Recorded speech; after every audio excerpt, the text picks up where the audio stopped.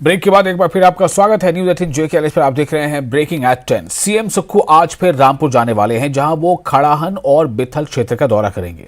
इस दौरान वो आपदा प्रभावितों से मिलेंगे, साथ ही राहत और पुनर्वास कार्यों का जायजा लेंगे। जैसा कि लगातार सीएम जो है वो दौरे पर है। अभी वो ऊपरी शिमला का दौरा उन्होंने किया 2 दिन का। उस दौरे में ही कुछ एक जगहों पर वो जा नहीं पाए, लेकिन वो अपने इस जाने के काम को या उस दौरे को अधूरा नहीं छोड़ना चाहते। और इसकी खबर ये है कि आज वो जाएंगे, रामपुर जाएंगे और रामपुर के कई और इलाकों में जाएंगे, जहां रामपुर के साथ साथ रामपुर जाने वाले हैं, जहां वो खड़ाहन और बिथल क्षेत्र का दौरा करेंगे। इस दौरान वो आपदा प्रभावित लोगों से मिलेंगे, उनकी समस्याओं को जानेंगे और सबसे पहले प्राथमिकता के आधार पर कौन सा काम होना चाहिए, सड़कों का रेस्टोरेशन है या घर मकान जो टूट गए हैं, क्षतिग्रस्त हो गए हैं, उनके लेकर के क्या सरकारी मदद हो सकती है, इस पर वो चर्चा करेंगे। उस पर जो अधिकारियों को वो निर्देश देंगे।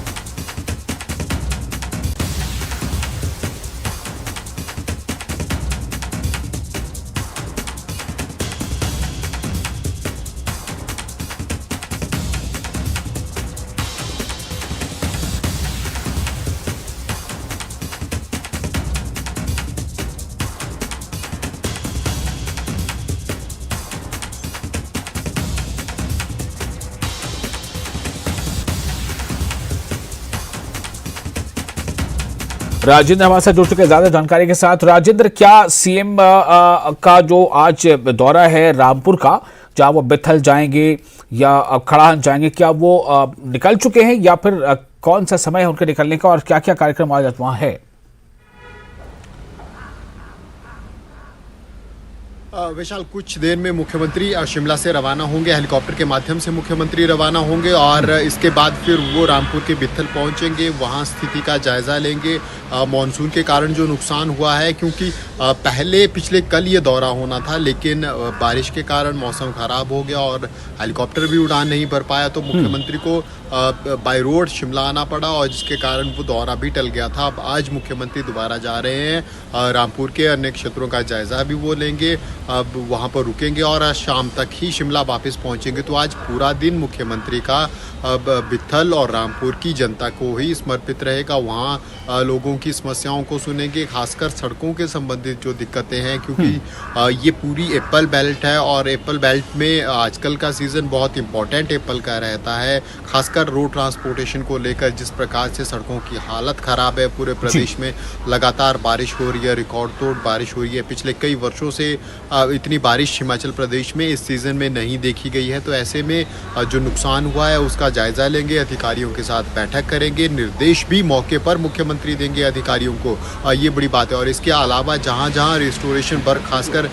सड़कों का दोबारा से काम करने की ज़रूरत है या फिर दोबारा से कंस्ट्रक्शन की ज़रूरत है, वहाँ पर मुख्यमंत्री लगातार मौके पर ही पैसे भी अलॉट कर रहे हैं। जितनी ज़रूरत है उतना धन भी अलॉट मुख्यमंत्री की तरफ से किया जा रहा है। तो तमाम स्थिति का जायजा मुख्यमंत्री लेंगे और उसके बाद फिर शाम तक शिमला लौटने का मुख्यमंत्री का कार्यक्रम है। आज विशाल तीसरा ये दिन है जो मुख्यमंत्री लगातार पूरी एप्पल बेल्ट को कवर कर रहे हैं। चाहे मुख्यमंत्री का चौपाल दौरे का हम जिक्र करें, रोहडू दौरे का जिक्र करें, उसके बाद नारकंडा में मुख्यमंत्री गए और रामपुर में मुख्यमंत्री गए और रामपुर का जो एक क्षेत्र बचता था, आज यहाँ पर मुख्यमंत्री पहुँच रहे हैं। कुछ देर में वहाँ लोगों से मुलाकात करेंगे, लगातार उनकी समस्याओं को सुनेंगे और जहाँ जहाँ ज़रूरत है काम करने की वहाँ मुख्यमंत्री ध्यान देंगे और अधिकारियों को निर्देश भी देंगे। तो मौके पर जाकर दिक्कतों को समझना और उनका निर्देश देना, उस अधिकारियों को निर्देश देना, ये पूरे प्रोसेस जो मुख्यमंत्री की तरफ से की जा रही है, ये जो रिस्टोरेशन वर्क है उसको स्पीड अप करने का ये पूरा प्रोसेस हम कह सकते हैं। क्योंकि इसके बाद अब आने वाले दिनों में विधानसभा का मॉनसून सत्र भी रहने वाला है और उसमें भी सरकार को पूरी जवाबदेही देनी होगी। जिस प्रकार से विपक्ष की तरफ से तैयारी की गई है, नेता प्रतिपक्ष पहले ही पूरे शिमला ज़िला का दौरा कर चुके हैं, बारिश के कारण प्रभावित इलाकों की का दौरा नेता प्रतिपक्ष कर चुके हैं, भाजपा लगातार हमलावर है। तो ऐसे में मुख्यमंत्री की तरफ से एक कमेटी भी बनाई गई थी, हर्षवर्धन चौहान, जिसके शिमला ज़िला और आसपास के क्षेत्रों में हर्षवर्धन चौहान के साथ शिक्षा मंत्री रोहित ठाकुर मौजूद रहे, तो तमाम जो स्थानीय नेता और कैबिनेट मंत्री हैं उन्होंने भी दौरा किया, उन्होंने अपनी रिपोर्ट अलग से सौंपी, जिला के अधिकारियों को अलग से निर्देश दिए और अब मुख्यमंत्री इसके बाद जा रहे हैं कि कितनी प्रोग्रेस रिपोर्ट हो चुकी है और आगे क्या कुछ किया जाना ज़रूरी है। तो लगातार कोशिशें प्रदेश सरकार की है कि लोगों को अधिक से अधिक सहायता पहुंचाई जा सके और जल्द से जल्द सड़क निर्माण, कनेक्टिविटी को जल्द से जल्द पूरा किया जा सके, ताकि जो एप्पल पक चुका है, तैयार हो चुका है, वो जल्द मंडियों तक पहुंच सके, चाहे हिमाचल प्रदेश की मंडियां हो या फिर प्रदेश से बाहर की मंडियों की बात हो। तो ये पूरा फोकस अब सरकार का इस तरफ को है, ताकि क्योंकि ये वो फसलें हैं, ये वो समय है जब पूरा वर्ष भर फिर बागवान इसी से जो कमाई होती है उसी से फिर गुजारा चलता है बागवानों का। तो ऐसे में इम्पोर्टेंट ये है और 5,000 करोड़ से आसपास की इकोनॉमी हिमाचल प्रदेश की सेब के ऊपर निर्भर करती है। सेब की इकोनॉमी हिमाचल प्रदेश में इतनी है और पूरी बेल्ट आजकल इम्पोर्टेंस आप समझ सकते हैं। लगातार दौरे चाहे वो मंत्रियों के हो चाहे मुख्यमंत्री के हो, पूरे एप्पल बेल्ट में किए जा रहे हैं, चाहे वो शिमला की बात है या फिर सिरमौर के साथ लगता क्षेत्र है या कुल्लू या किन्नौर और लाहौल स्पीति। तो तमाम फोकस प्रदेश सरकार का भी और नेताओं का भी इस पूरे क्षेत्र को लगातार कनेक्टिविटी कंटिन्यू रखने की है। जिस प्रकार लगातार बारिश हिमाचल प्रदेश में हो रही है, हालांकि 1-2 दिन अभी राहत ज़रूर मिली है, लेकिन अब दोबारा से अलर्ट मौसम विज्ञान केंद्र की तरफ से है कि आने वाले समय में दोबारा बारिश हो सकती है 12-13 तारीख को अगस्त महीने में। तो अब दोबारा से बारिशें हिमाचल प्रदेश में शुरू होने वाली है। तो ऐसे में कोशिश सरकार की है जो पिछली बारिशों से नुकसान हुआ है उसकी जल्द से जल्द भरपाई हो सके और कनेक्टिविटी को विशाल सुचारू किया जा सके। बहुत शुक्रिया आपका राजेंद्र तमाम जानकारी के लिए। तो राजेंद्र ने बताया कि आज दरअसल सीएम का जो दौरा है, जहां सीएम अपने दौरे के तहत वो जाएंगे रामपुर, जहां उनको बिथल जाना है, खड़ाहन जाना है। तो इन तमाम दौरों का सिर्फ एक ही मकसद है, वो मकसद है किसी भी तरह से जो बागबानी सेक्टर है उसको जो नुकसान हुआ उसको कम से कम किया जा सके। और अब जो सेब है उसे सेब को बागों से निकाल कर बाजार तक जाने में कोई ऐसी समस्या न रहे, चूँकि ये बहुत कुछ वहाँ की जो आर्थिकी है वो डिपेंड करती है सेब की काश्त पर और सेब की पैदावार पर।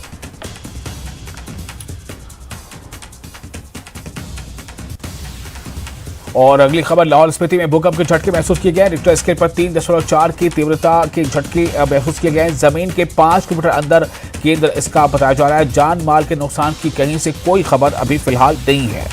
तो एक बार फिर आपको बता दें, लाहौल स्पीति, जैसा मैंने आपको पहले भी बताया, लाहौल स्पीति में भूकंप के झटके महसूस किए गए। रिक्टर स्केल पर इस झटके की तीव्रता 3.4 रही और जमीन के 5 किलोमीटर अंदर भूकंप का केंद्र रहा। इस झटके से कोई भी सूचना किसी जानी या माली नुकसान की नहीं है।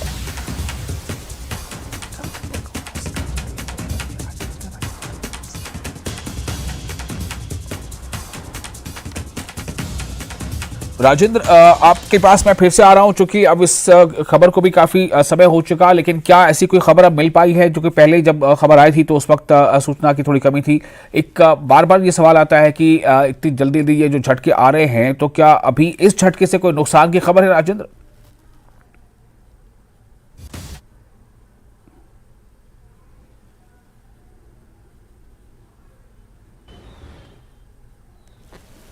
राजेंद्र को मेरी आवाज नहीं मिल पा रही। राजेंद्र, आपको मेरी आवाज मिल रही है?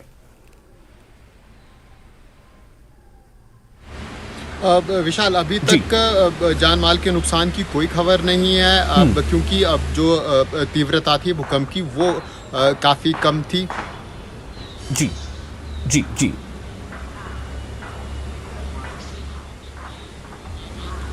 जी बिल्कुल, लगातार जिस प्रकार से भूकंप के झटके आ रहे हैं हिमाचल प्रदेश में, ये चिंता का कारण ज़रूर बने हुए हैं। चाहे वो चंबा की बात हो या फिर लाहौल स्पीति की बात हो, लगातार हिमाचल प्रदेश में भूकंप के झटके आ रहे हैं। लेकिन गनीमत ये है कि ये रिक्टर स्केल पर 4.5 और 4 से कम ये भूकंप के झटके हैं। ऐसे में विशेषज्ञों के अनुसार जब हल्के भूकंप के झटके आते हैं तो फिर बड़े झटके आने की आशंकाएँ कम हो जाती हैं। ऐसे में जान माल के नुकसान की आशंका भी कम हो जाती है और वही हमें देखने को भी मिला। पिछले कल रात को ज़रूर भूकंप के झटके आए, लेकिन इनकी तीव्रता कम थी और ज़मीन के अंदर काफ़ी गहराई थी। तो ऐसे में अभी तक जान माल के नुकसान की कोई खबर नहीं है। इसी प्रकार के झटके पिछले महीने भी हमने देखा कि चाहे वो फिर चंबा की बात हो, लाहौल स्पीति की बात हो, कम से कम 5 से 6 झटके भूकंप के आ चुके हैं। और हिमाचल प्रदेश क्योंकि भूकंप की दृष्टि से संवेदनशील है, जोन 4 और 5 में पूरा प्रदेश आता है, तो ऐसे में लगातार खतरे हिमाचल प्रदेश में भूकंप का बना रहता है और प्रदेशवासी भी सहम जाते हैं, क्योंकि अब हिमाचल प्रदेश में अब 5.7 के करीब के झटके भी प्रदेश में आ चुके हैं और भारी तबाही का मंजर प्रदेशवासी पहले देख चुके हैं। तो ऐसे में अलर्ट एकदम प्रदेशवासी हो जाते हैं जैसे ही भूकंप के झटके महसूस किए जाते हैं। लेकिन अच्छी बात ये है कि फिलहाल जो भूकंप के झटके आ रहे हैं, इनमें से किसी प्रकार के नुकसान की कोई खबर फिलहाल चलिए, बहुत शुक्रिया आपका राजदर तमाम जानकारी के लिए। तो लाहौल स्पीति में भूकंप के झटके महसूस किए गए हैं, इनकी तीव्रता जो बताई गई तकरीबन 3.5 के करीब, लेकिन इससे सबसे अच्छी बात यही है कि कहीं किसी जानी माली नुकसान की खबर नहीं है। और फिलहाल एक छोटा सा ब्रेक लेते हैं, ब्रेक के बाद खबरों का सिलसिला जारी रहेगा।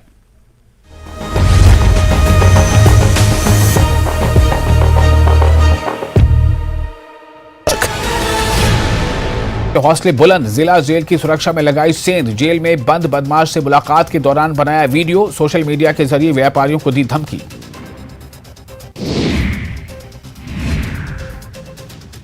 हिमाचल प्रदेश के स्कूलों में 475 डीपीई के पद रिक्त हैं। डीपीई के पद स्कूलों में रिक्त होने के चलते स्कूली छात्र खेलों से नहीं जुड़ पा रहे हैं।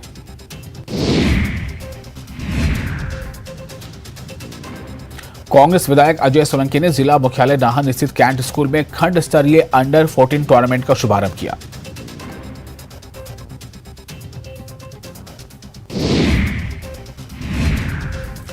हिमाचल में अभी बारिश का दौर जारी रहेगा। मौसम विज्ञान केंद्र के अनुसार 14 अगस्त तक बारिश हो सकती है। हालांकि इस दौरान बारिश को लेकर किसी तरह अलर्ट जारी नहीं हुआ है। प्रेजेंटेड बाय पेट सफा आयुर्वेदिक चूर्ण, पेट सफा तो हर रोग दफा।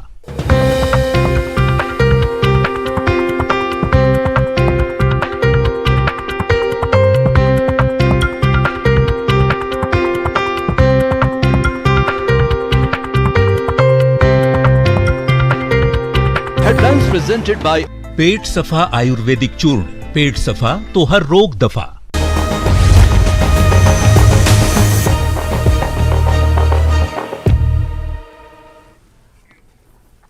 ब्रेक के बाद एक बार फिर आपका स्वागत है न्यूज 18 JKLH पे। आप देख रहे हैं ब्रेकिंग एट 10। सिरमौर के मालगई पंचायत में बादल फटने की घटना सामने आई है। यहां बादल फटने के कारण गिरी नदी का जलस्तर और बहाव बढ़ गया है। साथ ही एक मकान क्षतिग्रस्त हो गया है और एक ही परिवार के 4 लोग लापता हो गए, जबकि एक का शव बरामद हुआ है। वहीं सिरमौरी ताल के कुछ घरों में पानी घुसा है। NH 707 पांवटा साहिब शिलाई गुम्मा के भी बाधित होने की जानकारी मिली है। साथ ही क्षेत्र में कई स्थानों पर जल भराव भी हो गया है।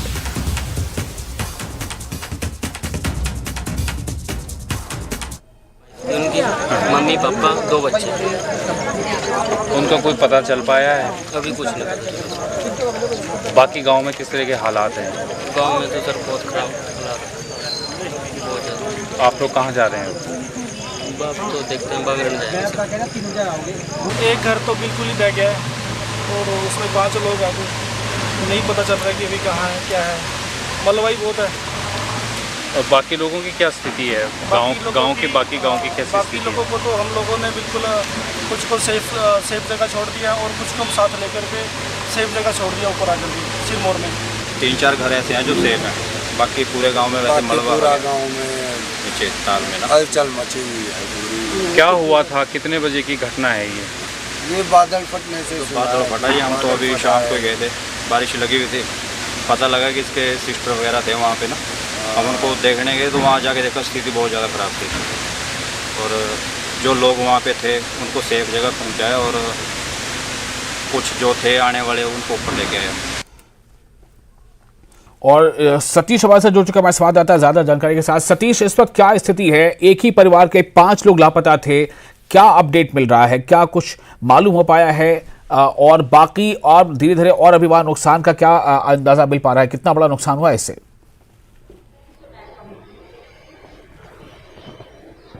बिल्कुल बेसार, आपको मैं बता दूं ये जो पूरा मामला है पांवटा साहिब विधानसभा क्षेत्र के मालगी पंचायत का है, जहां बादल फटने से सिरमौरी ताल एक जगह यहां पर बड़ा नुकसान हुआ है और 5 लोग जो कल जब से बादल ये फटा उसके बाद लगातार ये लापता यहां पर चल रहे थे। जो तेज बहाव यहां पर पानी का आया उसमें बह गए थे और आपको ये जानकारी दूं एक ही परिवार के ये 5 लोग थे और अभी से कुछ समय पहले एक बुजुर्ग का शव यहाँ पर जो वो बरामद हुआ है। 4 लोगों की अभी भी तलाश यहाँ पर जो की जा रही है। रेस्क्यू ऑपरेशन लगातार जारी है और देर रात यहाँ पर जो गांव के अन्य जो लोग हैं उनको देर रात यहाँ से शिफ्ट कर दिया गया था क्योंकि लगातार खतरा यहाँ पर बना हुआ था।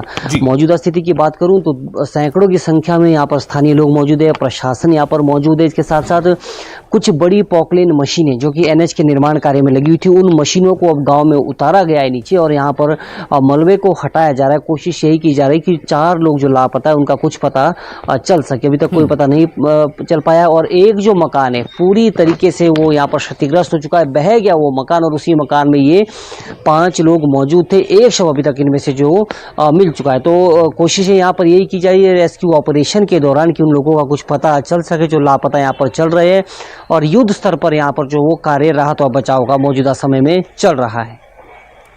सतीश, क्या लोग बातें क्या कर रहे हैं, क्या हुआ होगा? एक शव आपने बताया कि मिल गया है, तो इसका मतलब है कि उस परिवार के बाकी जो 4 लोग हैं शायद वो घर पे आराम कर रहे होंगे, सो रहे होंगे, अचानक बादल फट गया और उनको भागने का मौका नहीं मिल पाया। तो क्या ऐसी आशंका है कि कहीं ना कहीं वो या तो पानी के बहाव में बह गए या इस मलबे में दब गए?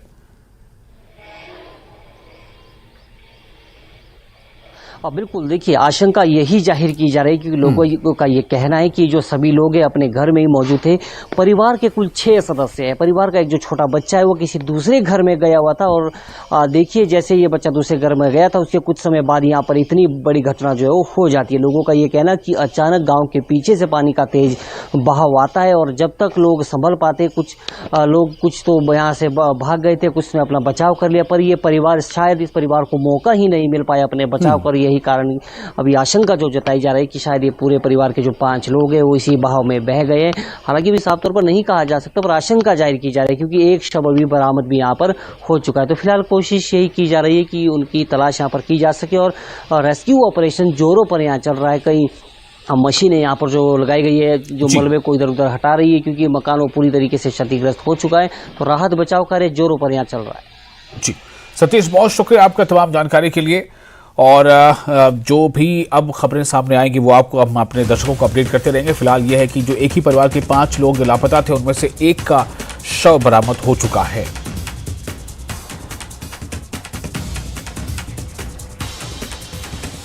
कुल्लू के तीर्थन घाटी के 2 गांवों के धराशायी होने का खतरा मंडरा रहा है। भूस्खलन और जमीन धंसने से यहां के बांदल और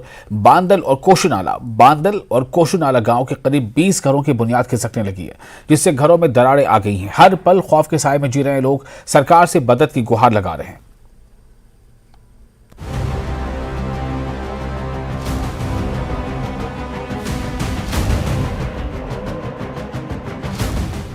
किसी के घर की छत दीवार छोड़ चुकी है तो किसी के घर की बुनियाद ही खिसक चुकी है। ये भयावह मंजर कुल्लू के सुंदर तीर्थन घाटी के बंदल और कोशु नाला गांव का है, जहां 20 से ज्यादा मकान में आई दरारों के चलते लोग घर छोड़कर पड़ोसियों और रिश्तेदारों के यहां शरण लिए हुए हैं। हमारे मकान तो चले गए, रहने के लायक जमीन है नहीं है। हम ये भी चाहते हैं कि अगर हम मकान को उठा के ले जाएं तो ले जाएं कहाँ। अब ये इस तरह की स्थिति बन गई है, शाम को अगर हम देखते हैं सुबह ये मंजर देखने को ना मिले कि हमारे घर इस जगह पे है भी या नहीं है। स्थानीय लोगों के मुताबिक घरों का ये हाल पीडब्ल्यूडी विभाग की लापरवाही से हुआ। गांव के बगल से सड़क तो बनाई गई लेकिन उससे पानी की निकासी के लिए नाला नहीं बनाया गया, जिस चलते लगातार 15 दिन की बारिश के बाद 5 किलोमीटर के दायरे में बनी सड़क और आसपास की जमीन पूरी तरह धंस गई और फिर भूस्खलन ने भी तबाही मचाई। यहाँ पर लैंडस्लाइड हो रहा है। इस वक्त हम बंजार विधानसभा क्षेत्र के तीर्थन घाटी के बंदल गांव में है, जहां पर इस पूरे एरिया की बात करें तो लगभग 3 गांव यहाँ पर है, जहां पर बंदल, निचला बंदल और कोशुनाली गांव जहां पर लगभग 20 से ज़्यादा जो मकान है वो पूरी तरह से लैंडस्लाइड की वजह से क्षतिग्रस्त हुए हैं। और इसके साथ साथ इस सड़क जो है पूरे के पूरे एरिया की बात करें, आप देखते हैं कि ये जो सड़क है ये सड़क पूरी तरह से धंस चुकी है और पूरा का पूरा एरिया की अगर बात करें तो लगभग 5 किलोमीटर के दायरे में ये पूरा का पूरा एरिया स्लाइड हो रहा है, जिसकी वजह से जिसकी चपेट में लगभग अब तक 20 से 25 मकान जो है। किनारे जो है नालियाँ नहीं बनी थी और कलवर्ट नहीं थे, जिसकी वजह से पानी कम जो है ज़मीन में आया और उससे गांव में दरारें पड़ी और पूरा का पूरा एरिया जो है वो स्लाइड। जमीन धंसने से घरों में दरार का खतरा पास के गुशैड़ी गांव पर भी मंडरा रहा है। लोग सरकार से मदद के साथ ये मांग कर रहे हैं कि जल्द से जल्द भूगर्भ वैज्ञानिकों से इलाके का सर्वे कराकर उन्हें ये बताया जाए कि क्या वो यहाँ रह सकते हैं और दूसरा घर बना सकते हैं। तो पूरे एरिया को खतरा अगर ऐसा रहा तो नीचे गुशैनी भी इसको खतरा हो सकता है, गुशैनी को भी, और ये दरिया भी रुक सकता है, जिससे बहुत बड़ा नुकसान हो सकता है। और मैं चाहता हूँ सरकार यहाँ पर हमें बताएं कि हमारे यहाँ रहने के लायक घर बन सकता है दोबारा कि नहीं। हम तो इस पोजीशन में है कि घर छोड़ के और जगह रह रहे हैं। लोगों के मुताबिक कुछ दिन पहले अधिकारियों की एक टीम यहां आई थी जिसने जल्द सर्वे कराने की बात कही थी, लेकिन अब तक सर्वे करने कोई नहीं आया।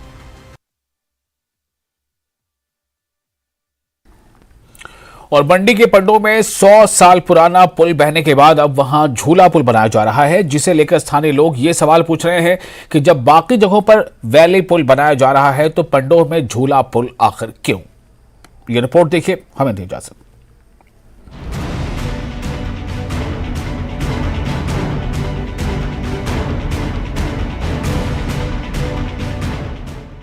मंडी के पंडोह में अब भी हर तरफ 9 और 10 जुलाई को बाढ़ से मची तबाही के निशान दिखाई देते हैं। इसमें सबसे बड़ा निशान 100 साल पुराने पंडोह पुल का है, जो व्यास की धारा में बह गया।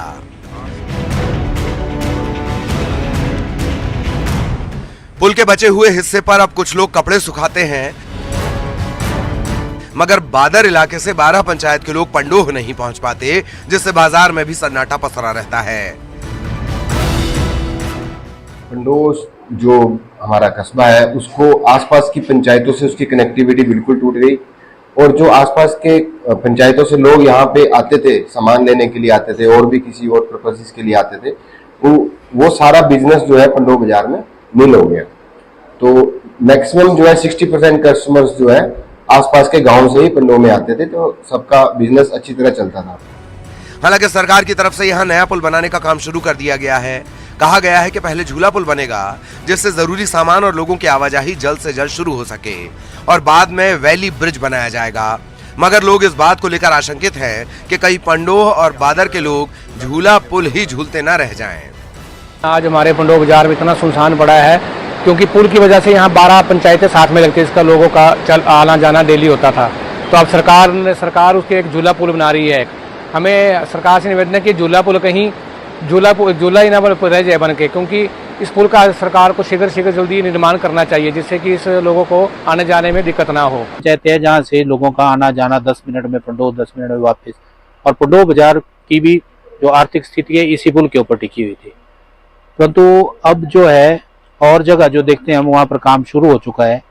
विक्रमादित्य जी ने भी बोला था सबसे पहले पंडोह का लाल पुल का काम स्टार्ट होगा, परंतु यहाँ पर एक झूला लगाया जा रहा है। अभी हमने देखा कि कुल्लू में, बुंतर में, सैंज में सब जगह वैली ब्रिजेस बनने चालू हो गए हैं, लेकिन पंडोह में अभी एक नॉर्मल झूला बनाया जा रहा है।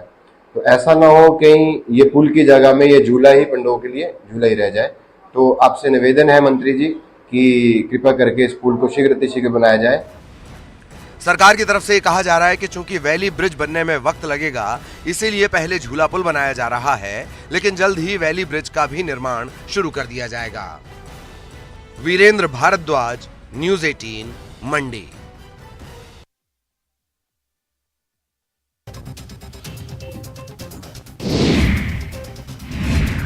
बिहार में बारिश